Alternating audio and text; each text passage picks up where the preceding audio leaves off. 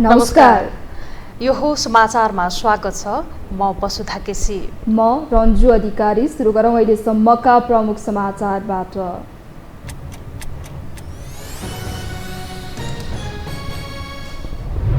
रूस पढ्न गएका नेपाली जोखिम मोलेर सेनामा भर्ती। उद्धारका लागि परराष्ट्रसँग अभिभावकको घर गुहार। विद्यार्थी भिसा र भ्रमण भिसा तत्काल रोक्न सरकारवालाको माग। माओवादी केन्द्रीय कमिटी बैठकमा पदाधिकारीले नै उठाए अध्यक्ष प्रचण्डमाथि प्रश्न। पूर्ण साथ दिँदा पनि अध्यक्षले आक्षेप लगाएको जनार्दन र वर्षमानको गुनासो। भारतले चामलमा प्रतिबन्ध लगाएसँगै नेपालमा व्यापारीको मनलाग्दी। आफू खुसी भाव बढाए। सरकारी निकाय मुख दर्शक। दुर्गममा चामलको भण्डार रेखिँदै। पाकिस्तानका पूर्व प्रधानमन्त्री इमरान खान आफ्नै निवासबाट पक्राउ। तोकियो 3 वर्ष जेल सजाय। न्यायका लागि सङ्घर्ष गर्न समर्थकलाई खानको आग्रह। पुनरावेदन जाने तयारी। र महिला विश्वकपमा स्पेन र जापान क्वार्टर फाइनलमा प्रवेश। स्पेनले अन्तिम 8 प्रवेशका लागि नेदरल्यान्डसँग र जापानले अमेरिका र स्विडेन बीचको विजेतासँग भिड्ने।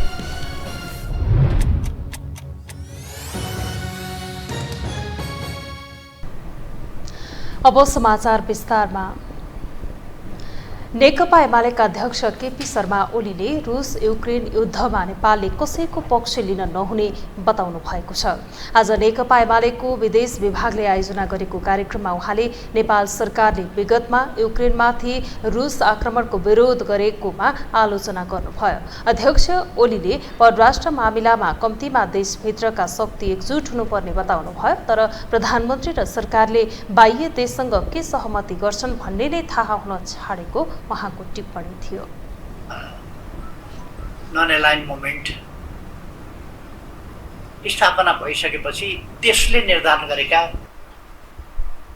5 सिद्धान्त, पारस्परिक सम्मानका कुरा, स्वाधीनताको सम्मानका कुरा, सार्वभौमसत्ताको सम्मानका कुरा, हस्तक्षेप गर्ने कुरा, एकअर्कालाई सम्मान गर्ने, हस्तक्षेप गर्ने, एकअर्काको स्वाधीनतालाई मान्ने, एकअर्काको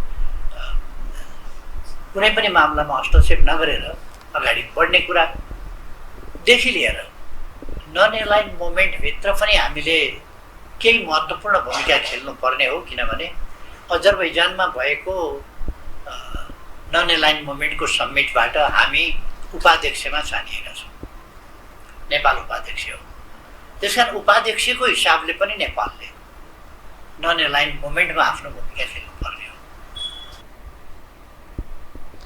अध्यक्ष ओलीले भारत र चीन 2 मित्र राष्ट्रहरू भएकाले उनीहरूसँग खुलस्त कुरा राखेर मात्रै आपसी समस्यालाई समाधान गर्न सकिने बताउनुभयो। उहाँले आफ्ना जायज मागहरू पनि छिमेकीसँग राख्न नसक्ने हो भने त्यस्तो खालको सरकार र सत्ताको कुनै अर्थ नहुने पनि दोहोर्याउनुभयो। पढ्नका लागि भन्दै रूस पुगेका नेपाली विद्यार्थीहरू मोटो रकम कमाउने अभिलाषामा युक्रेन विरुद्धको युद्धका लागि सेनामा भर्ती भइरहेका छन्।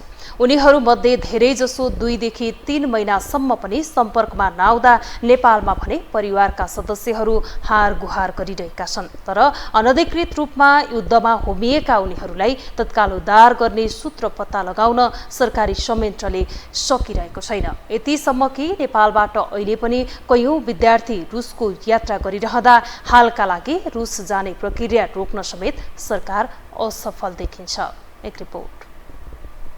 आफ्नो जन्मभूमि र परिवारबाट टाढा बस्ने रहर प्राय कमैलाई हुन्छ।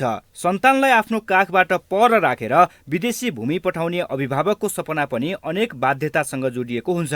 नेपालमा भविष्य नदेखेर उच्च शिक्षाका लागि भन्दै विदेशी नै युवाको संख्या केही वर्ष यता डरलाग्दो तरिकाले बढिरहेको छ। विदेश पढ्ने बहानामा नो अब्जेक्सन लेटर लिनेको संख्या दिन प्रतिदिन बढिरहेको शिक्षा मन्त्रालयको वैदेशिक अध्ययन अनुमति शाखाको तथ्याङ्क पनि कहाली लाग्दो छ।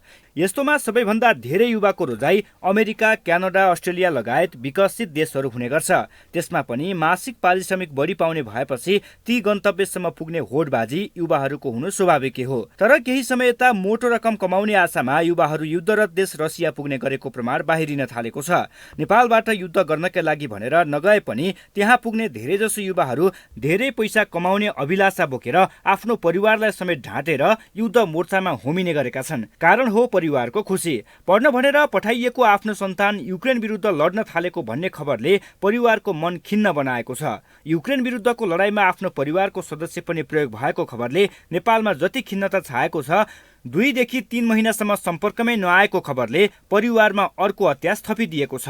जति आर्मीमा रसियन आर्मीमा भर्ती भएको छ, त्यो रसियन आर्मीमा भर्ती भएको नेपालीहरूलाई चाहिँ सकुशल उद्धार गरी पाऊँ भन्ने मेरो नेपाल सरकारसँग यति नै आग्रह छ। उहाँहरूले मैले मान्य सदस्यहरूसँग पनि कुरा राख्दै गर्दाखेरिमा उहाँहरूले चाहिँ विकल्पै छैन अब जबकि हामीले चाहिँ त्यो गर्नै सक्दैनौँ। त्यस्तो वार भइरहेको ठाउँमा घुम्न भनेर नेपाल सरकारले कसरी भिसा दिन सक्छ के? अर्को कुरा चाहिँ होइन भन्नु न, वार भएको ठाउँमा के हेर्न जाने, त्यहाँ लडाइँ हेर्न जाने नेपाली जनता? त्यसरी दिइरहेको छ। उनीहरूलाई यो सबै राज्यलाई थाहा छ, यो निकाय सबैलाई थाहा छ, तर एकदमै अन्धो भएर बस्दैछ क्या यो कुरामा। बिचरा अब रुनु सिवाय केही छैन क्या, भगवान् पुकार्नु र रुनु सिवाय केही छैन। यहाँ बुवा ड्याडी मम भन्नुहुन्छ, उनीहरू पनि ढुक्क भएर बसेको थियो कि 3 महिना ट्रेनिङ हुन्छ किनेर अनि कन्ट्याक्ट गर्ला भन्ने आश हो क्या हामीलाई। जब यो हामीले थाहा पायौँ यसरी वारमा लगेर हालिदिरहेछ भन्ने कुरा थाहा पायौँ नि, त्यसपछि चाहिँ हाम्रो न भोक न रात निन्द्रा केही छैन के सर। नेपालीहरू वीर गोर्खाली हुन्छन् भन्ने छाप रुसलाई पनि परेको छ। युद्धका लागि नेपालीहरूसँग कसैले सक्दैनन्, उनीहरू बहादुर हुन्छन् भन्ने विश्वास उनीहरूमा छ। त्यसैले पनि रुसले बहादुर नेपालीलाई युक्रेनसँगको युद्धमा भिडाउन चाहन्छ।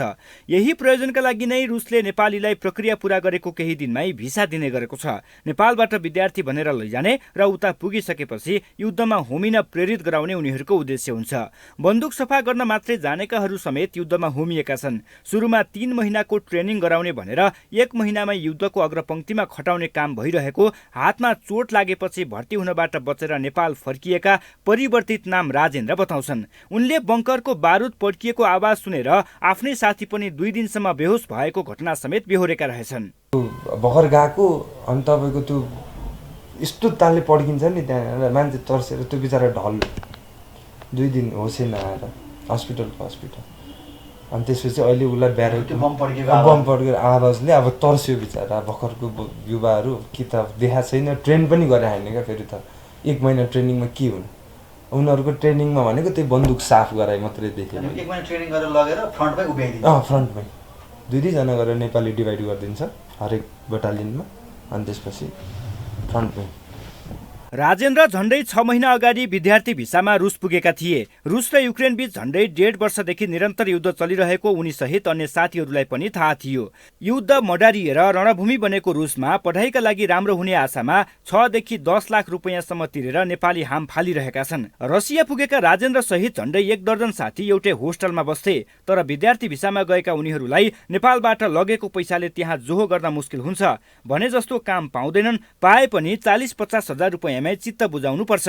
10 लाख तिरेर रसिया पुगेका उनीहरूमा छटपटी बढ्छ। त्यसपछि सार्वजनिक रूपमा रुस सरकारले आह्वान गरेको रसियन आर्मीमा भर्ती हुन पुग्छन्।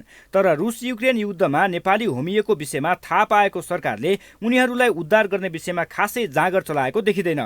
सुरक्षाका जानकारहरू नेपालीलाई शरणार्थी बनाउने सरकारसँग आफै गएकाको विषयमा धेरै आश गर्नु व्यर्थ हुने बताउँछन्। सरकारले नै आफ्नै नागरिकलाई चाहिँ नि बेच्ने कर्म गरिरहेछ। मैले किन भने भन्दाखेरि भुटानी शरणार्थीको चाहिँ केस हेर्नुहोस्, दोस्रो केस हेर्नुहोस्, अलि अगाडि 2-3 वर्ष अगाडि नक्कली श्रम स्टिकरमा 100औं चाहिँ नि नागरिकलाई, नेपाली नागरिकलाई तपाईँको पठाउन लाग्दाखेरि, विदेश पठाउन लाग्दाखेरि नक्कली स्टिकर बनाएर यही एयरपोर्टबाट टिआइएबाट नेपाल प्रहरीले समातेको होइन। रसिया पुगेका नेपालीहरूमध्ये सबैभन्दा धेरै गोर्खा, तनहु र लमजुङका युवाहरू सेनामा भर्ती भएका छन्। तर रुसी सेनामा भर्ती भएर 2-3 महिनादेखि धेरै जसोको अवस्था अज्ञात रहँदा नेपालमा भने परिवारको रुवा बसी छ। उनीहरू आफ्नो परिवारको सदस्यलाई उद्धार गरिदिन सामाजिक अभियन्तादेखि रवि लामिछाने, ज्ञानेन्द्र साहित लगायतका सांसदसँग हार गुहार गरिरहेका छन्।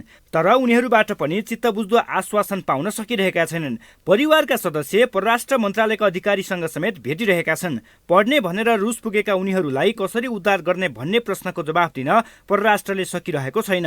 अहिलेसम्म कति नेपाली रुसी सेनामा भर्ती भए, कसको अवस्था कस्तो छ, नेपालीहरू रुसी सेना नै बनेका छन् कि वाग्नरमा छन्, परराष्ट्रले आधिकारिक जवाफ दिन सकिरहेको छैन। हाम्रो संयन्त्र प्रयोग भएर यस खालको भर्ना भएको होइन। त्यो भएको हुनाले हामी यसलाई अब अन्दाजको भरमा कुरा गर्न पनि मिलेन।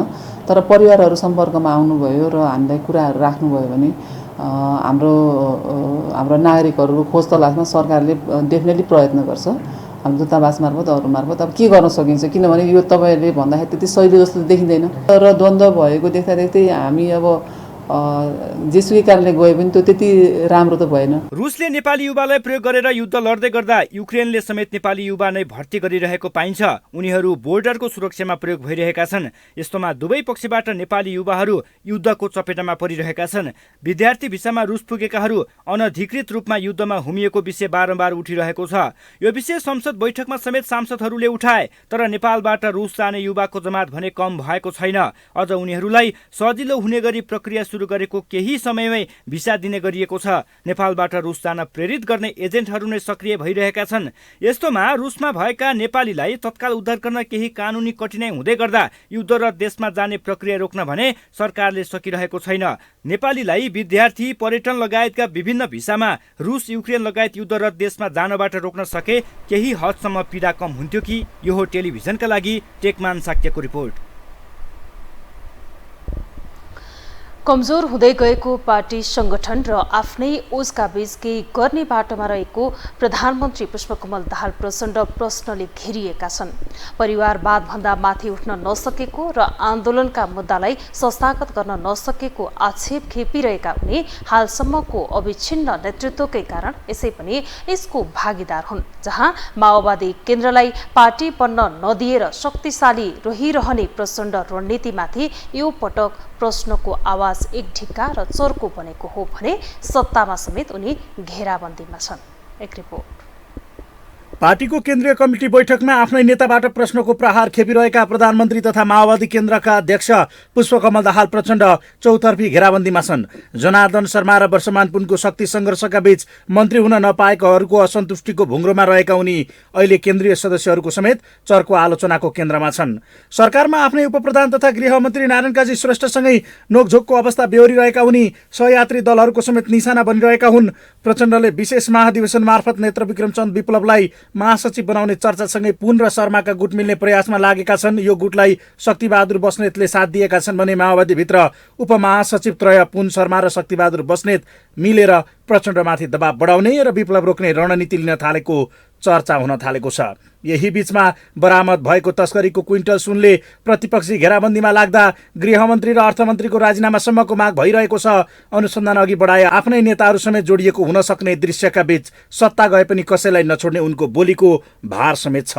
त्यस्तै काम गरेको भनिएकै गृहमन्त्री तारोभन्दा उनलाई हटाउँदा दबाब आउन सक्ने विषयले समेत एकपछि अर्को घेराबन्दीको जालमा उनी छन्, जहाँ गठबन्धनप्रति नै फरक मत राख्दै आएको काङ्ग्रेसको संस्थापन इतर पक्ष समेत उनीमाथि खनिएको छ। यही गुटका केही सांसद गृहमन्त्रीको राजीनामा माग्दै घुमाउरो पारामा दबाब दिने तथा गठबन्धनको पक्षधर मन्त्रीलाई समेत डाम्ने रणनीतिमा देखिँदा खोलिएका फाइलहरूमाथि पनि प्रश्न उठाउन थालेका हुन्।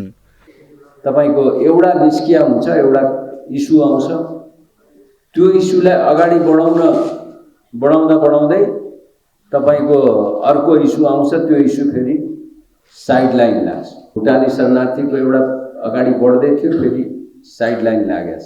ललिता निवास जग्गा प्रकरण आयो, त्यो इस्यु पनि अगाडि बढ्दै गयो, ठ्याक्क गरेर रुक्छ। किन रुक्छ भने माथि कहीँ न कहीँ कोही न कोही मानिसहरू परिरहेका छन्। हुन त सत्ताको चाबी हातमा बोकेर चुप बसेका काङ्ग्रेस सभापति शेरबहादुर देउवाको मौनता प्रचण्डका लागि काफी छ। तर परिवारवाद हावी भएको र कार्यकर्ताको गुनासो नसुनिएको भन्दै पार्टीभित्रै बढेको गुनासो केन्द्रीय कमिटी बैठक मार्फत मुखरित भइरहेका छन्, जसले यसै पनि कमजोर धरातलमा रहेर सत्ताको बागडोर सम्हालिरहेका उनलाई त्यही जोखिममा खेलेर पार्टी र आफ्नो हैसियत सुधार्नुपर्ने चुनौती छ। यसैका लागि फाइल खोल्ने अस्त्र फालेका उनीमाथि पार्टीका निर्णय तथा काम संस्थागत नभए पनि स्वार्थ समूह जन्मिँदै गएको भन्दै नेता कार्यकर्ताले दबाब दिइरहेका छन्। जहाँ भ्रष्टाचार विरुद्ध सरकार निर्मम हुनुपर्ने भन्दै सरकारको कामले माओवादीलाई 2063 सालतिर फर्काउँछ कि भन्ने आशामा समेत केन्द्रीय सदस्यहरू छन्। कि गर कि मरको अवस्थामा प्रचण्ड रहँदा सरकार मात्र हेरेर नहुने र पार्टी पनि हेर्नुपर्ने तर्क गर्नेहरूको समेत दबाब छ।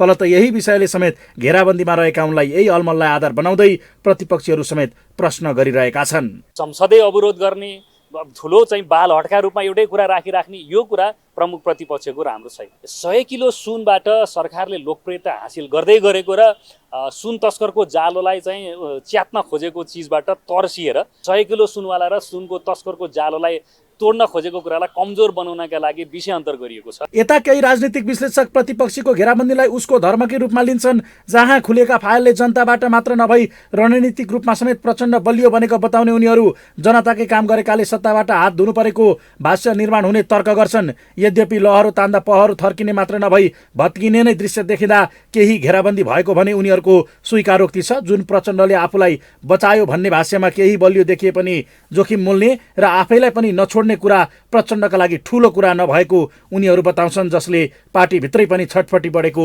राजनीतिक विश्लेषक नरेन्द्रजङ पिटरको दाबी छ। त्यसो हुँदाखेरि लहरो तान्दाखेरि पहरो गर्जिया मात्रै होइन, फोरिने त कतै होइन। अब फेरि युद्ध र शान्तिको जोखिम लिनलाई प्रचण्डसँग एउटा विशेषता के छ भनेदेखि नयाँ निर्णय लिन र जोखिममा हाम फाल्न चाहिँ उनीले सक्छन् र आफ्नैलाई र पराईलाई पनि ऊ हुन सक्दैन। अनि दोस्रो कुरा के छ भने प्रचण्डले आफ्नै पार्टीभित्रका सहयोद्धाहरूलाई पनि बलि दिन सक्छन्। उनले अहिले केही चाहिँ चिज छटपटाहट माओवादी भित्रैमा पनि छटपटाहटमा केही दाग लागेका मान्छेहरूमा पनि छटपटाहटहरू देखिएको छ। जे होस्, सत्ता सहयात्री र प्रतिपक्षीको घेराबन्दीमा रहेका उनी अहिले पार्टीभित्रकै गुनासो समेत सुनिरहेका छन्, जसले पार्टी र सरकार दुवैमा के सुधार गर्ने र कसरी अघि बढ्ने भन्ने तयारीमा उनी लागेका हुन् त भन्ने प्रश्न समेत उठेको छ। जहाँ सुन प्रकरणमा समेत ढिलो गरी गृहमन्त्रीकै माग मान्दै प्रहरीलाई अनुसन्धानको जिम्मेवारी दिएको विषय समेत संयोग मात्र मान्न सकिने अवस्था छैन।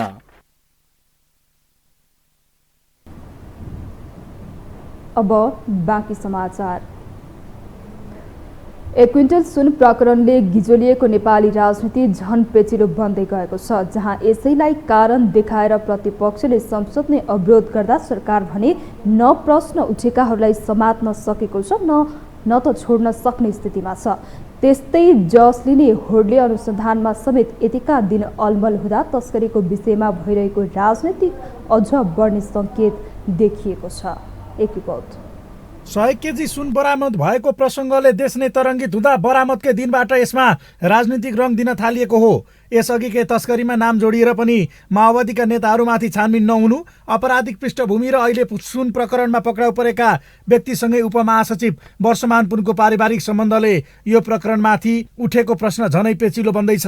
फलत प्रतिपक्षीले उच्चस्तरीय छानबिन आयोगकै माग गरिरहँदा सरकारकै निकायहरू बीच जस लिने रसाकसीले नाइके भनिएका आरोपितले उन्मुक्ति पाउने जुक्ति निकाल्ने बाटो मिलेको छ। यो प्रकरणमा सङ्गठित अपराध, नागरिकता, पासपोर्ट, कृत्य, अन्तर्देशीय अपराध लगायतका विषय पनि जोडिएको भन्दै राष्ट्रसभा सभापति रवि लामिछानेले अनुसन्धानको दायरा फराकिलो पार्नुपर्ने बताएका छन्।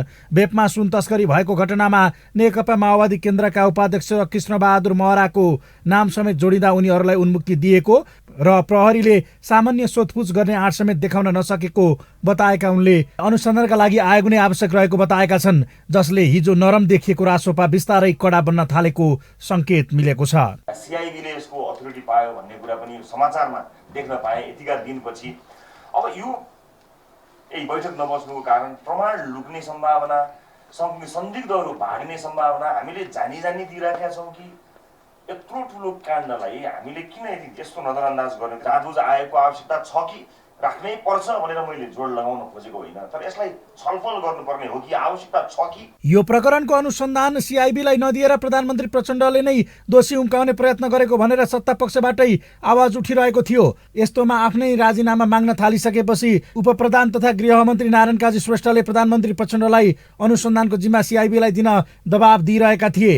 पटक पटक उपप्रधान तथा गृहमन्त्री नारायण काजी श्रेष्ठले अनुसन्धानको जिम्मा आफूलाई दिन भनेपछि प्रधानमन्त्री प्रचण्ड पनि आफूमाथि लागेको आरोपलाई केही मत्थर बनाउनकै लागि भए पनि सिआइबीलाई अनुसन्धान गर्न दिन तयार भएका हुन्। गृहमन्त्री सहितको मुख बन्द गर्न सफल प्रधानमन्त्री प्रचण्ड अब प्रतिपक्षीको मागमा के गर्लान् आम चासोका साथ हेरिएको छ। संसद अवरोध हटाउन केपी ओलीलाई भेटेर बालुवाटारमा सहमति गरे पनि बानेश्वरमा त्यो लागू नहुने अवस्था देखिँदा सोमबारको संसद बैठक पनि सजिलै सुचारू हुने अवस्था छैन। प्रहरीलाई अनुसन्धान जिम्मा लगाउन लचक बनेका उनले अब अनुसन्धान आयोग पनि बनाउलान् त भन्ने प्रश्न बेहोरिरहेका छन्। नेकपा माओवादी केन्द्रको केन्द्रीय समिति बैठकमा समेत सुन प्रकरणले औपचारिक प्रवेश पाइसकेको छ। सरकारको भ्रष्टाचार विरोधी अभियानलाई साथ दिँदै सुन प्रकरणमा नाम जोडिएका नेता स्वयंले छानबिनको माग गर्दै विज्ञप्ति जारी गर्न सुझाएका नेताहरूले भ्रष्टाचार विरुद्धको अभियानमा पार्टीका नेताहरू परे पनि छाड्न नहुने माग राख्दै आएका छन्, जहाँ उनीहरूको मतमा प्रधानमन्त्री एवं पार्टी अध्यक्ष प्रचण्ड पनि सहमत देखिन्छन्। हामी यो विषयमा बडो प्रष्टसँग भनेका छौँ। मैले पनि भनेको छु, गृहमन्त्रीजीले नि भन्नुभएको छ, यो अनुसन्धानको प्रक्रियामा जो कोही आए पनि अगाडि बढ भनेर हामीले भनेका छौँ। जोसुकै आए पनि भनेपछि बुझ्नु होला। सुन बरामद भएसँगै गृह र अर्थमन्त्रीमाथि प्रश्न उठाएका सत्तारूढ दल काङ्ग्रेसका केही सांसद र नेताहरूले यसअघिबाटै अनुसन्धानको प्रक्रियामाथि प्रश्न उठाउँदै आएका छन्। त्यसमा केही नरम सुनिएको राजसभा पनि मिसिँदा माओवादी भित्रै सुनिएको आवाजले प्रकरण बिस्तारै प्रचण्डको हातभन्दा बाहिर जान थालेको देखिन्छ, जसले उनको पार्टीभित्रै नयाँ तरङ्ग ल्याउने सम्भावना बढ्दा त्यसले पार्ने आन्तरिक प्रभाव समेत अनपेक्षित हुन सक्ने देखिन थालेको हो। यता अहिलेसम्म 18 जना पक्राउ परे पनि अनुसन्धानको सुई 2 साता बित्ता पनि मुख्य मालिक नजिक पुग्न सकेको छैन। पक्राउ परेका मालिक नभएको र उनीहरूको लगानी भए नभएको अझै पुष्टि हुन नसक्दा अन्यल रहेको छ भने आशंका गरिएकाहरू यही अनुसन्धानको अवधिमा फरार भएका छन्, जसले एमालेको दाबीलाई नै मलजल हुँदा सुन तस्करी प्रकरणको छानबिन सिआइबीले गर्न नसक्ने बताउँदै प्रचण्डको पछिल्लो कदममाथि समेत प्रश्न उठाएका एमाले नेताहरूको बोलीले उच्चस्तरीय आयोग गठन गर्नुपर्ने माग अझ चर्काउने संकेत गरिरहेको छ। यसमा त अन्तर्राष्ट्रिय गिरोह लागेछ, राष्ट्रिय अन्तर्राष्ट्रिय गिरोह लागेछ, हङकङ चाइना लगायतको देखिरहेछ रेकर्डबाट। अनि त्यसलाई खेलाची गरेर तपाईँ चेन्ज गर्नुहुन्छ, मजाक बनाउँदै हुनुहुन्छ क्या। त्यस कारणले यो विषय अत्यन्त राष्ट्रिय मात्रै होइन अन्तर्राष्ट्रिय रूपमा नेपालको छवि बिग्रिरहेछ।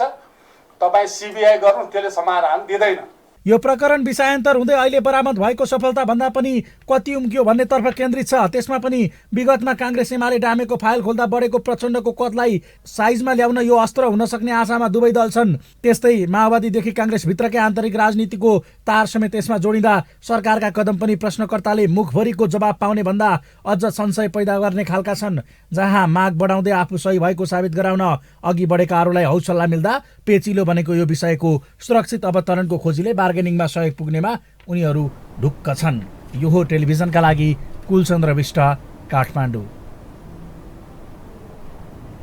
नेपाली कांग्रेसका सभापति शेरबहादुर देउवाले पार्टीका अग्रज नेताहरूका बारेमा जनमानसमा जानकारी गराउनु पर्नेमा जोड दिनु भएको छ। सूर्यप्रसाद उपाध्याय स्मृति प्रतिष्ठानले कांग्रेसका संस्थापक महामन्त्री स्वर्गीय सूर्यप्रसाद उपाध्यायको 39औं स्मृति सप्ताहको अवसरमा गरेको कार्यक्रममा उहाँले देशको परिवर्तन र पार्टी स्थापनामा भूमिका खेलेका अग्रज नेताहरूको बारेमा अध्ययन र अनुसन्धान गरी जनमानसमा जानकारी गराउनु पर्ने बताउनु भयो।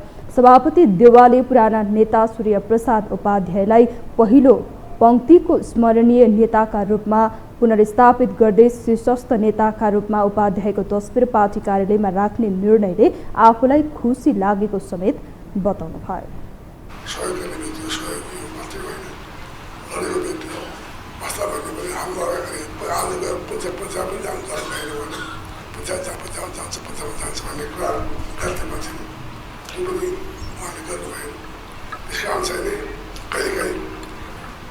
धेरै मिसअन्डरस्टुड नेताहरूमा वास्तव बिना कारण चाहिँ उहाँलाई मान्छेले न्याय गरेको हो।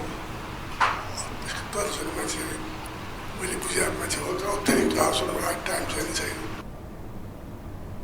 बिना कारण सूर्यप्रसाद उपाध्यायमाथि अन्याय हुन पुगेको भन्दै उहाँले अहिले पार्टीले न्याय गरेको दाबी समेत गर्नुभयो। देउवाले पार्टी निर्माणमा सूर्यप्रसाद उपाध्यायले लोकतान्त्रिक आन्दोलनमा गरेको योगदानको स्मरण समेत गर्नुभयो।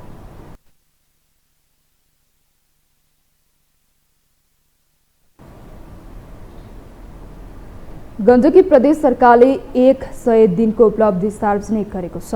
आज मुख्यमन्त्री सुरेन्द्रराज पाण्डेले सार्वजनिक गरेको 100 दिने उपलब्धिमा नीति तथा कार्यक्रम र बजेट पारितलाई पनि उपलब्धिमा राखिएको छ। त्यस्तै सरकारले संक्रामक तथा सरुवा रोग अस्पताल कास्कीमा 2500 क्षमताको डायलिसिस केन्द्र स्थापना गर्नलाई मुख्य उपलब्धि मानेको छ। देशलाई प्रदेशलाई अझै मजबुत बनाउन गण्डकीकै मुख्यमन्त्री पाण्डेको सक्रियतामा मुख्यमन्त्रीको भेला गरी 17 बुँदे धारणा समेत गरेको र पोखरामै राष्ट्रिय समन्वय परिषदको बैठक गर्नुलाई पनि उपलब्धिमा राखेको छ। त्यस्तै पशुहरूमा लाग्ने लम्पे स्किन रोग रोकथामका लागि 33 लाख रुपियाँको औषधि खरिद गरी जिल्लामा पठाएको पनि गण्डकी सरकारको 100 दिनको उपलब्धिमा राखिएको छ।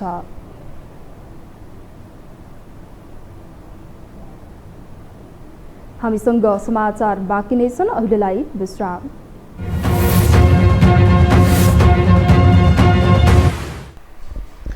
विश्रामपछि स्वागत छ। अब बाँकी समाचार।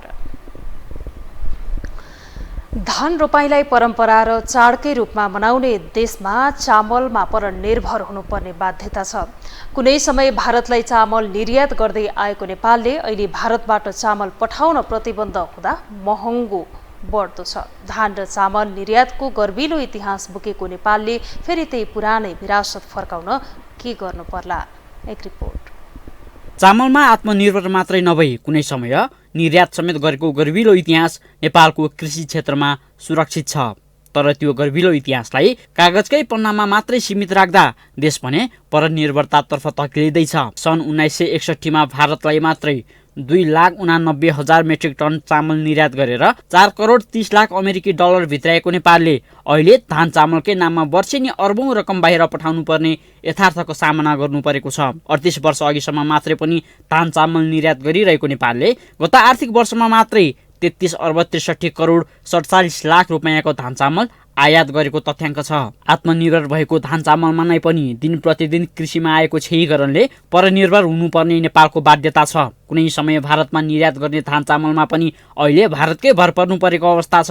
अहिले झन् राष्ट्र र नागरिक पहिलो भन्ने नीति लिएको दक्षिण छिमेकी भारतको वाणिज्य तथा वैदेशिक व्यापार विभागले चामल निर्यातमा प्रतिबन्ध लगाएपछि त्यसको प्रभाव नेपालमा परेको छ। साउन 4 देखि बासमती बाहेकको चामलमा निर्यात रोक लगाएसँगै नेपालमा चामलको मूल्य बढ्न थालिसकेको छ। यद्यपि 3 देखि 4 महिनासम्म पुग्ने चामल अझै रहे पनि व्यापारीले गरेको बदमासीका कारण उपभोक्ताले समस्या भोग्नु परिरहेको छ। हाम्रो देशको त न उत्पादन बढाउने योजना छ, न चाहिँ आयात गरेर चाहिँ भण्डारण गर्ने हाम्रा सार्क फुड ब्याङ्कदेखि लिएर खाद्य व्यवस्था व्यापार कम्पनी लिमिटेडमा जम्मा गर्ने राज्यको चलन छ। त्यसकारणले सबैभन्दा पहिला सरकार राज्य जिम्मेवार बन्नुपर्छ, मन्त्रालय जिम्मेवार बन्नुपर्छ। कृषि पशुपन्छी विकास मन्त्रालय, उद्योग वाणिज्य आपूर्ति मन्त्रालय जस्ता निकायहरू चाहिँ सबभन्दा बढी संवेदनशील बन्नुपर्छ। आशा गरौँ भारतले पनि त्यसरी चाहिँ टोटल्ली हामीलाई भोके बनाएर चाहिँ निर्यात बन्द गर्दैन। अहिलेको हाम्रो कन्सर्न भने के हो त, यो बहानामा मूल्य नबढाओस्। अहिले मूल्य बढाउन भइरहेको छ। जब निर्यातमा प्रतिबन्ध लगायो भन्ने बित्तिकै बोरामा 100 देखि 200 रुपियाँसम्म बढाइसकेको अवस्था छ चामलको अवस्था हेरेर भनेपछि भोलि कतै यो बहानामा चाहिँ अस्वाभाविक रूपमा मूल्य दिने काम चाहिँ नहोस् भन्ने तरफ ध्यान जानुपर्छ। गत वर्षको कृषि गणनाले देखाएको तथ्याङ्क अनुसार देशको कुल खेतीयोग्य जमिनको 1/3 जमिनमा खेती हुन सकेको छैन। 30 देखि 35 लाख हेक्टर जमिन खेती गर्न योग्य भए पनि 15,70,000 हेक्टर क्षेत्रफलमा मात्रै धान खेती छ। त्यसमा पनि जम्मा 30% मा मात्रै 12 मास सिँचाइको सुविधा छ। 70% जमिनमा आकाशे पानीकै भर पर्नुपर्ने हुँदा देशलाई चाहिने 80% अर्थात् 55 लाख मेट्रिक टन मात्रै धान उत्पादन हुने गरेको छ। यस्तो स्थितिमा भारतले चामल निर्यातमा लगाएको प्रतिबन्धले नेपाललाई चुनौती सँगसँगै अवसरको पनि सिर्जना हुने देखिन्छ। एकातर्फ वर्षेनी 70 लाख मेट्रिक टनको हाराहारीमा आवश्यक पर्ने धान चामल मध्ये चामलमा रोक लगाउँदा देशमा भोकमरी पर्न सक्ने चुनौती छ भने सम्भावित भोकमरीबाट बच्न पुनः चामलमा आत्मनिर्भर बन्न सक्ने अवसर पनि जुर्ने देखिएको छ। जसका लागि कृषिमा अत्याधुनिक प्रविधिको विकास, अव्यवस्थित शहरीकरणमा नियन्त्रण, उन्नत जातका बिउ बिजन, गुणस्तरीय मलको सहज व्यवस्थापन गर्नुमा सरकारको ध्यान जान आवश्यक छ। त्यस्तै चैते धानलाई पनि प्रोत्साहन गर्दै कृषि उत्पादनमा आधारित उद्योगको व्यवस्था गरी बजारीकरण गर्न सक्ने हो भने नेपाल आफै आत्मनिर्भर बन्न निश्चित छ। हाम्रा अनुसन्धान केन्द्रहरूले नयाँ नयाँ बिउको विकास गरेका छन्, तिनीहरूलाई लगाउन सकिन्छ। हामीले तराईलाई मात्रै सिंचित गरेर 2 बाली धान लगायौँ भने चैते धान राम्रो हुन्छ। हामीले एकदम राम्रो भएको छ। चैते धान बढी पनि फल्ने राम्रो हुने भएको छ। त्यसमा चाहिँ हामीले सिँचाइको व्यवस्था गर्ने र एउटा मात्रै समस्या छ, त्यो बर्खा लागेको बेलामा पाक्नेलाई अलिकति अगाडि पाक्ने बनाउन सक्ने र त्यसलाई चाहिँ त्यो अहिले ड्रायर भन्ने एउटा यन्त्र पाइँदो रहेछ, काटेर मेसिनमा राखिदिएपछि त्यही उसले दाना बनाउँछ, सुकाउँछ, निकालिदिन्छ। त्यो खालको मेसिन हामीले प्रयोग गर्न सक्ने हो। चैते धानमा भने हामीले धानकै उत्पादन डबल बनाउन सक्छौँ। 10,30,000 हेक्टर जमिन बाँझै रहेको अवस्थामा देशभर करिब 1 लाख हेक्टर खेतीयोग्य जमिन घटेको छ। पहाडी क्षेत्रबाट तराईमा बसाइसराई तथा अन्य पेसा व्यवसाय अँगालेको र तराईमा बसोबास वृद्धि, प्लटिङ, सडक निर्माण लगायतका पूर्वाधार विकासले पनि धान खेती गर्ने जमिन घटेको हो। धान रोपाइलाई दिवसकै रूपमा मनाउँदै आएको देशमा औसतमा प्रति हेक्टर 3.8 टन धान उत्पादन हुने गरेको छ। नेपालमा जति निरपेक्ष गरिबीको दर घट्दैछ त्यति नै परनिर्भरता पनि झनै बढ्दै गइरहेको छ। चामल प्रतिबन्धबाट भारतले देखाएको चुनौतीलाई सामना गर्दै अघि बढ्न सरकारले अहिले नै नीति लिने हो भने पन्नामा मात्रै सीमित रहेको त्यो गर्विलो इतिहासलाई फेरि पनि वास्तविक यथार्थमा नै परिणत गर्न सकिने थियो। यो टेलिभिजनका लागि निरज कोइराला, काठमाडौँ। पार्टीभित्र सहमहासचिवको पेलान भोगिरहेका पुष्पकमल दाहाल प्रचण्डले केन्द्रीय कमिटी बैठकमा खरा प्रश्नहरूका सामना गरिरहेका छन्। निरन्तर नेतृत्वमा रहनु तर पार्टी र आफ्नै साखमा कमी आउनुले यो स्वाभाविक नै लाग्दा यसले माओवादी भित्रको तुस समेत बाहिर आएको छ, जहाँ सरकार भ्रष्टाचार र तस्करीको फाइल खोल्ने कार्यमा नझुक्ने र त्यसका लागि आफ्नै नेताहरू समेत बुझिए कारबाहीको भागीदार हुनुपर्ने प्रचण्डको सार्वजनिक भनाइको असर समेत देखिएको हो। एक रिपोर्ट। निकै पेचिलो बहससहित बुधबारबाट जारी माओवादी केन्द्रीय कमिटी बैठकमा पार्टीभित्रका असन्तुष्टिहरू देखिन थालेका छन्।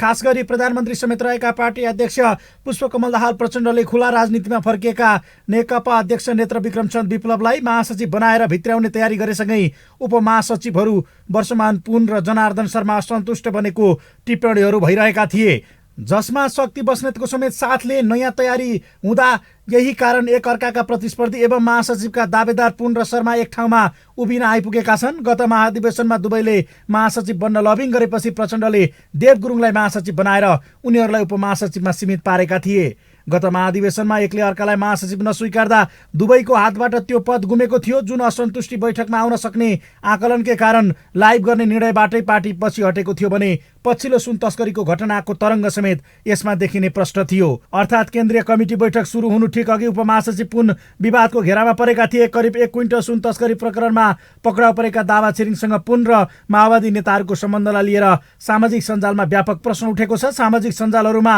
माओवादी नेताहरूसँग दावाको पारिवारिक पहुँच देखिने तस्बिरहरू छरपष्ट हुँदा पार्टीभित्र भने पार्टी बनाउने भए नाम जोडिएकाहरूलाई छानबिनमा तार्नुपर्ने दबाव बढिरहेको छ, जसलाई समेत आफूमाथिको निरन्तर भइरहेको पेलानकै अप्रत्यक्ष रूपमा समेत यो समूहले बुझ्दा यो प्रकरणमा आफू दोषी देखिए सजाय भोग्न तयार रहेको बताएका पुनले 8 वर्ष पहिलाको फोटोलाई प्रयोग गरेर चरित्र हत्या गर्न खोजिएको दावी गरेका छन्, जसलाई आफूलाई कारबाही नगरे जस्तो देखाएर प्रचण्डले राजनीति गरिरहेको र त्यसले उल्टे आफूहरूमाथि प्रश्न उठाएको उनीहरूको बुझाइ छ। उहाँको विरोध गर्न उहाँभन्दा त राम्रो हुनु पर्यो, योजना हुनु पर्यो, सङ्कल्प हुनु पर्यो, सपना हुनु पर्यो, त्यसलाई व्यवहारमा लिएर जान सक्ने प्रतिबद्धता हुनु पर्यो। तपाईँले भनेको कुरा पत्याउनु पनि अर्काले पर्यो। अहिले पनि जति पनि विषयमा आएको छन् कतै कुण्ठा त होइन, कतै मैले नपाएकोमा असन्तुष्ट त होइन। उपमहासचिव जनार्दन शर्माले आफूलाई अध्यक्ष प्रचण्डले प्रयोग मात्र गरेको भन्दै देव गुरुङलाई महासचिव बनाएकोमा असन्तुष्टि व्यक्त गरेका छन्। केन्द्रीय समिति बैठकमा आफ्नो धारणा राख्ने क्रममा शर्माले वर्षमान पुन र आफूमध्ये जसलाई महासचिव बनाए पनि मान्य हुने भन्दै नयाँ प्रस्ताव ल्याएको आरोप लगाए। शर्माले आफूलाई चित्त नबुझ्दै पनि प्रचण्डको आग्रहमा राष्ट्रपति र सभामुख एकै पार्टीको हुन हुँदैन भनेर बाहिर बोलेको भन्दै जस्तो सुकै बेला पनि अध्यक्षलाई साथ दिएको बताएका थिए। जहाँ बैठकमा बोल्ने अधिकांश केन्द्रीय सदस्यले अध्यक्ष पुष्पकमल दाहालले प्रस्तुत गरेको मौखिक प्रतिवेदन र उनी लगायत शीर्षस्थ नेताहरूको जीवनशैलीलाई लिएर पनि गम्भीर प्रश्नहरू उठाएका छन्। त्यस्तै उनको देवत्वकरण गर्दै पार्टी बैठकमा आलोचना गर्नेले फिल्डमा के गर्छ भनेर प्रश्न उठाउनेहरू पनि छन्। फलत वस्तुगत बहस र त्यसैबाट पार्टी सुदृढीकरणको बाटोमा अघि बढ्ने आशाभन्दा बाहिर नेताहरू गएको प्रश्न देखिन्छ। केवल आफ्नो स्वार्थ भूमिकालाई लिएर गाली गर्ने कि देवत्वकरण गर्ने भन्नेमै नेताहरू केन्द्रित देखिँदा प्रचण्डका पूर्व सहकर्मीहरूले समेत यो बैठक नौरङ्गीलाई मिलाएर लाने बाहना प्राप्तिको आधार मात्र हुने टिप्पणी गर्दै आएका छन्। उहाँहरू चाहिँ अहिले चाहिँ कोसँग पार्टी एकता गर्ने मोर्चा गर्ने भनिरहनु भएको छ भने अरू त कम्युनिस्ट नामधारी नै भए केही फरक परेन। तर उपेन्द्र यादवजी त उहाँ त होइन, मधेसवादी आन्दोलनको नेतृत्व गर्ने मान्छे हो। त्यसैले उहाँलाई पनि कम्युनिस्ट पार्टीमा भित्र्याएर अनि त्यहाँबाट पार्टी बनाउने भन्ने जुन उहाँहरूको योजना छ त्यसलाई अनुमोदन गर्नु आवश्यक थियो र त्यो चाहिँ माइन्ड वास गर्नको निम्ति चाहिँ बढी कसरत उहाँले गर्नुहुन्छ होला प्रचण्डजीले भन्ने जस्तो लागेको छ। सरसर्ती शनिबारसम्म माओवादीको बैठक पार्टीभित्रको तुसमजाई र सरकारको काम कारबाही केन्द्रित बनेको छ, जहाँ योपल्ट केही गरेरै प्रधानमन्त्रीले आफूलाई प्रमाणित गर्नुपर्ने नयाँ अनुहारको दबाव रहँदा विगतमा सत्तामा हालिमुहाली गरेकाहरू भने तर्सिएका छन्। यद्यपि आफ्ना स्वार्थका लागि जस्तोसुकै कठोर र जतिसुकै लचक बन्न पनि पछि नपर्ने प्रचण्डले अब कुन बाटो अँगाल्छन् यसै भन्न सकिने अवस्था भने छैन। तथापि कम्युनिस्ट ध्रुवको नेतृत्वका लागि भइरहेको रसाकसी, काङ्ग्रेसमा आगामी चुनाव एक्लै लड्न भइरहेको बहस र नयाँको उभारको बीचमा चेपिएका उनले केही नयाँ गर्ने हुन् कि भन्ने झिनो आशा भने नेता कार्यकर्तामा कायमै रहेको छ। अब बाँकी समाचार। काठमाडौँ महानगरले सञ्चालन गरेको छात्रवृत्तिको परीक्षा शनिबार सम्पन्न भएको छ। 15वटा परीक्षा केन्द्रमा चलेको परीक्षामा सहभागी हुन पाउँदा परीक्षार्थीहरू निकै उत्साहित देखिए। परीक्षालाई निष्पक्ष गराउन महानगरका विभिन्न विभागका प्रमुखहरू परीक्षा केन्द्रमा खटिएका थिए। एक रिपोर्ट। काठमाडौँ महानगरभित्र पर्ने निजी संस्थागत कलेजमा कक्षा 11मा छात्रवृत्तिमा अध्ययन गर्न चाहने विद्यार्थीका लागि शनिबार काठमाडौँ महानगरपालिकाले छात्रवृत्तिको परीक्षा सम्पन्न गरेको छ। परीक्षा महानगरभित्रका विभिन्न स्थानमा रहेका 15वटा परीक्षा केन्द्रमा बिहान 11 बजेदेखि 1 बजेसम्म 2 घण्टा चलेको थियो। पशुपति मित्र मावि, श्री रत्नराज्य मावि, पद्मोदय मावि, पद्मकन्या विद्याश्रम मावि लगायतका 15 विद्यालयमा परीक्षा दिन पुगेका विद्यार्थीहरू निकै उत्साहित देखिन्थे। एउटा डट पेन र प्रवेश पत्र बाहेक के पनि लान मिल्दैन। जेल पेन हो है फेरि। महानगरले गत असार 28 गतेदेखि 15 साउनसम्म छात्रवृत्तिका लागि आवेदन खुला गरेको थियो। आवेदन दिने मिति साउन 12 गतेसम्म भए पनि कागजपत्र मिलाउन समय लागेको, प्रमाणपत्र प्राप्त नभएको भन्दै आवेदन दिनबाट वञ्चित भएका विद्यार्थीहरूले गुनासो गरेपछि 3 दिनको म्याद थप गर्दा जम्मा 6017 विद्यार्थीको आवेदन परेको थियो। दूर दराजका विद्यार्थीलाई पनि महानगरभित्रका कलेजमा पढ्न महानगरले जुराएको यो अवसरबाट विद्यार्थीहरू खुसी छन्। म चाहिँ यो एकदम राम्रो निर्णय गरेको हो महानगरपालिकाले चाहिँ, किनभने यो प्रायः जस्तो विद्यालयहरूले फोकटमा चाहिँ यो आफूले चिनेका मान्छेहरूलाई दिने गरिरहेको थियो र यसले एकदमै सकारात्मक सन्देश समाजमा फैलिरहेको छ। आजको एक्जाम चाहिँ कस्तो भयो भन्दाखेरि एकदम वातावरण एकदम राम्रो थियो। क्वेसनहरू ठिकै 9-10बाट 10बाट थिए, प्रायः सबै 10बाटै थिए। राम्रो खालको थियो एक्जामहरू, एकदम वातावरण राम्रो मिल्ने, सजिलै थिए, राम्रै भयो। फारम भरेका मध्ये सबैभन्दा धेरै विज्ञान विषयका लागि 4155 जना छन्। त्यसपछि व्यवस्थापनमा 1484 जना र प्राविधिक विषयका लागि 245 जना र सबैभन्दा थोरै मानविकी विषयका लागि 18 जना रहेका छन्। शिक्षा विषयका लागि 26 जना र कानुन विषयका लागि 89 जना विद्यार्थी छन्। महानगरपालिका शिक्षा ऐन 2075 तथा शिक्षा नियमावली 2074 मा व्यवस्था भए बमोजिम शिक्षा क्षेत्रलाई स्थानीय सरकारले नै स्वामित्व लिँदा शिक्षा क्षेत्रमा सुधार हुने अभिभावकको अपेक्षा रहेको छ। बेटर देन द बेस्ट भन्छु मैले, होइन? किनभने महानगरले आफ्नो क्षेत्राधिकार भित्रको शिक्षा ऐन नियमावली सँगसँगै शिक्षाको तपाईँको कुराहरूमा, आधिकारिक कुराहरूमा शिक्षाको कुराहरू तपाईँको प्रयोग गर्न खोजेको छ, होइन? त्यो कुराहरू एकदमै राम्रो छ, होइन? यो विषयलाई अझै महानगरपालिकाले अगाडि लान सक्नुभयो भने अझै राम्रो हुन्छ। अरू देशभरिका महानगरपालिका, उपमहानगरपालिकाहरू र स्थानीय निकायहरूले पनि यो महानगरपालिकाको अनुसरण गरेर के कुराहरू सिक्नुपर्छ भन्ने कुरा। सरकारले 2067 देखि नै निजी विद्यालयले 10% छात्रवृत्ति दिनुपर्ने घोषणा गरेको थियो, तर उनीहरूले आफू खुसी छात्रवृत्ति कार्यक्रम चलाइरहँदा त्यति प्रभावकारी पनि हुन सकेको थिएन।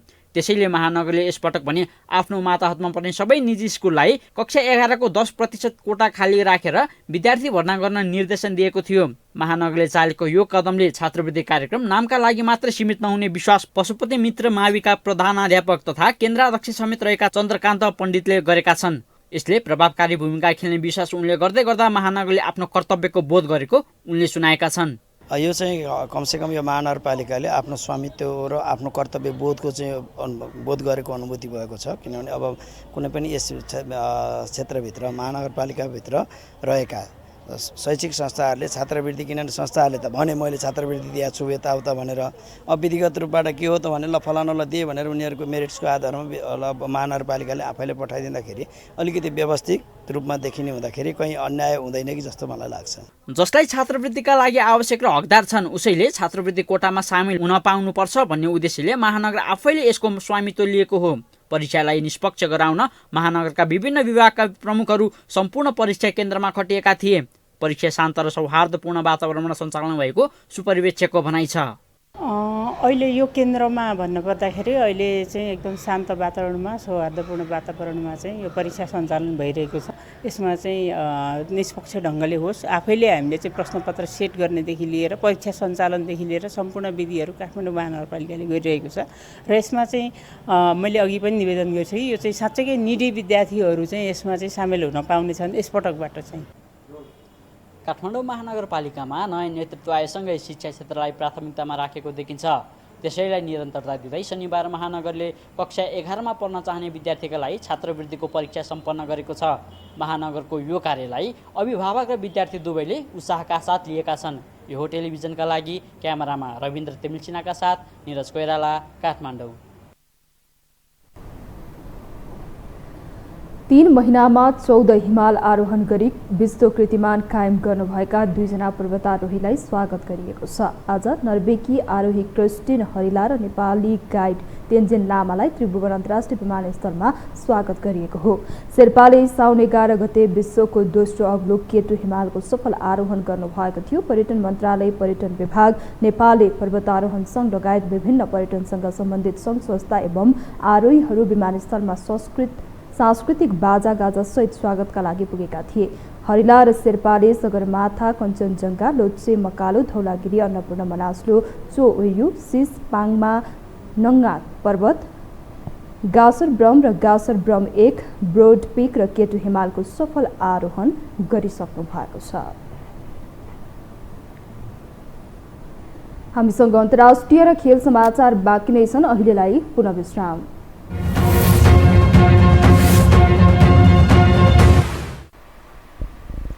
विश्रामपछि स्वागत छ। अब पालो अन्तर्राष्ट्रिय समाचारको।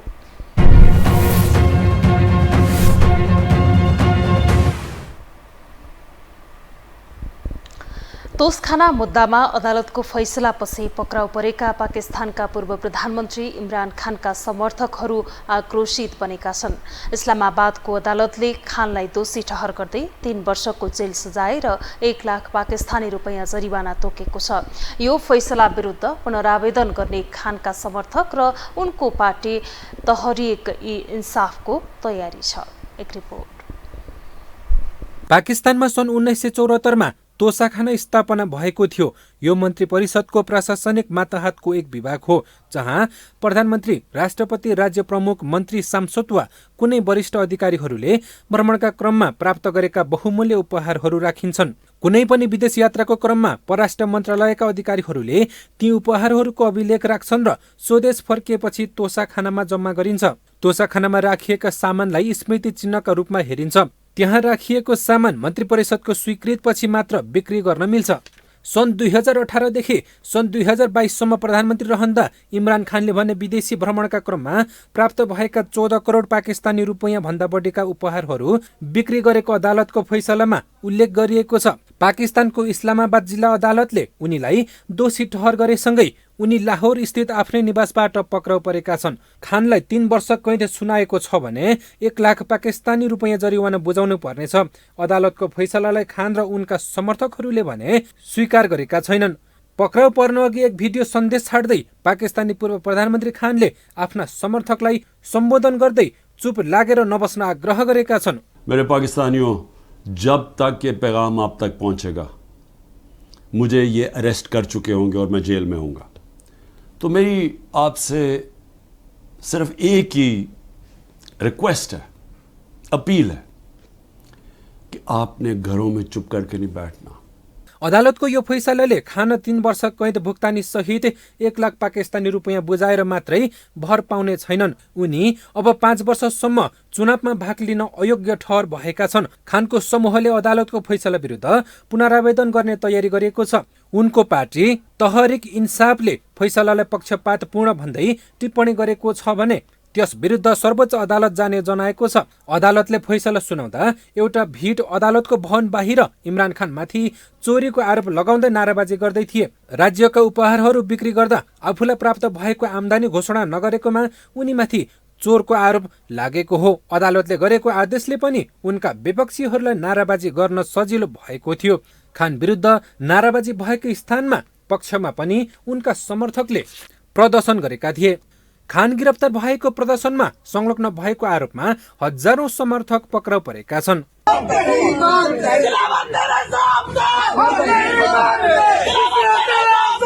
यसअघि गएको मे महिनामा पनि अदालतमा अनुपस्थित भएको आरोपमा खान पक्राउ परेका थिए। त्यो गिरफ्तारीलाई गैर कानूनी घोषणा गरिएपछि उनी रिहा भएका थिए। त्यसयता उनको दल तहरिक इन्साफ समेत अधिकारीहरूबाट चरम दबाव खेप्दै आउनु परेको थियो। यही प्रकारकै कारण खानको पार्टी कैयौं वरिष्ठ नेताहरूले पार्टी परित्याग गरेका छन्। पूर्व अन्तर्राष्ट्रिय क्रिकेटर समेत रहेका इमरान खान राजनीतिकमा प्रवेश गरेको 2 दशकपछि पाकिस्तानका प्रधानमन्त्री बनेका थिए। पाकिस्तानको इतिहासमा विश्वासको मत प्राप्त गर्न विफल भएर सत्ताबाट बाहिरिने उनी प्रथम प्रधानमन्त्री समेत हुन्। सन् 1996 मा उनले आफ्नो दल पाकिस्तान तहरिक ए इन्साफ पीटीआई स्थापना गरे तापनि सन् 2013 को आम निर्वाचनबाट मात्र उक्त दल राष्ट्रिय दलको रूपमा देखिन थालेको हो। इमरान खानलाई गत वर्ष सत्ताबाट निकालिएको थियो। पाकिस्तानको संसद केही दिनपछि अगस्त 9 मा विघटन हुँदैछ।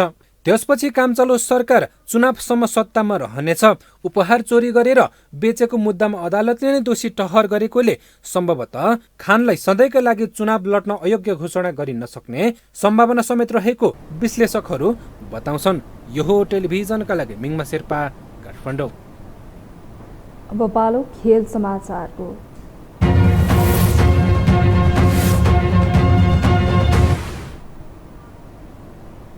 महिला विश्वकपमा स्पेनले पहिलो पटक क्वार्टर फाइनल यात्रा तय गरेको छ। स्पेनले अन्तिम 16 को खेलमा स्विजरल्यान्डलाई सजिलै 5-1 ले पराजित गरेको हो। अब स्पेनले अन्तिम 8 मा प्रवेशका लागि नेदरल्यान्ड्स अथवा दक्षिण अफ्रिकाको सामना गर्नेछ। प्रतियोगिताको पहिलो नकआउट खेलमा स्पेनका लागि एटाना बोनमाटीले 2 गोल गरिन्। अल्बा रेन्डोडो कोडिना र जेनिफर हरमासोले 1-1 गोल थपे। स्विजरल्यान्डका लागि लाइआ कोडिनाले 1 गोल फर्काइन्। यस्तै अर्को खेलमा 2 पूर्व विजेताको भिडन्तमा जापानले नर्वेमाथि 3-1 को शानदार जित निकाल्दै क्वार्टर फाइनलमा प्रवेश गरेको छ। अब जापानले अर्को चरण प्रवेशका लागि अमेरिका र स्विडेन बीच हुने अर्को क्वार्टर फाइनलको विजेताको सामना गर्नेछ। खेल समाचारसँगै हामी यो समाचारको अन्त्यमा आइपुगेका छौँ। बिदा हुनु अघि प्रमुख समाचार पुनः एकपटक।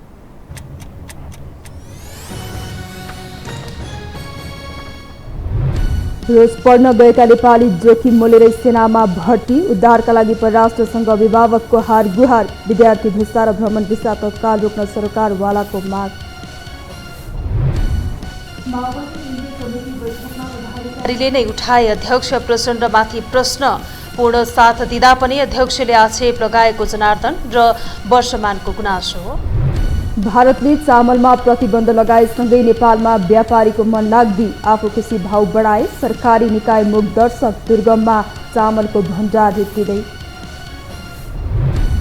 पाकिस्तानका पूर्व प्रधानमन्त्री इमरान खान आफ्नै निवासबाट पक्राउ। तोकियो 3 वर्षको जेल सजाय।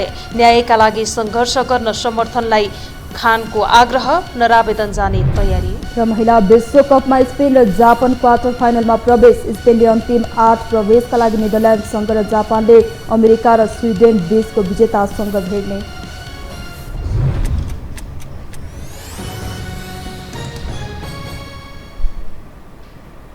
हवस् त यो समाचार सकियो। समाचार बुलेटिनका साथै यो टेलिभिजनका सम्पूर्ण कार्यक्रम यो टेलिभिजन.com, यो खबर.com, युट्युब र फेसबुकमा पनि पढ्न र हेर्न सक्नुहुनेछ। मोबाइलमा यो टिभी एप डाउनलोड गरी हामीलाई प्रत्यक्ष हेर्न सक्नुहुनेछ। तथ्यसहितको निष्पक्ष समाचार तथा मनोरञ्जनका लागि हेर्दै रहनुहोला यो टेलिभिजन। नमस्कार।